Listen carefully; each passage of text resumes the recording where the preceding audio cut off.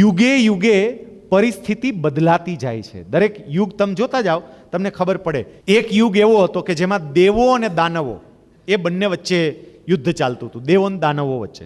પછીનો એક યુગ એવો આવ્યો કે જે યુગની અંદર એ યુદ્ધ થોડુંક નજીક આવ્યું અને દેવો અને દાનવો વચ્ચે નહીં, બે રાજ્યો વચ્ચે યુદ્ધ થયું. પછીનો એક યુગ એવો આવ્યો કે જેમાં બે પરિવાર વચ્ચે યુદ્ધ થયું, કૌરવ અને પાંડવ. અને હવેનો યુગ એવો આવ્યો છે કે અંદર ને અંદર યુદ્ધ ચાલે છે, અંદર જ અહીંયા જ યુદ્ધ ચાલે છે, સારા અને ખરાબ વચ્ચે. અને એમાં તમે જેવી વ્યક્તિની સાથે રહો તમે એવા બની જાઓ.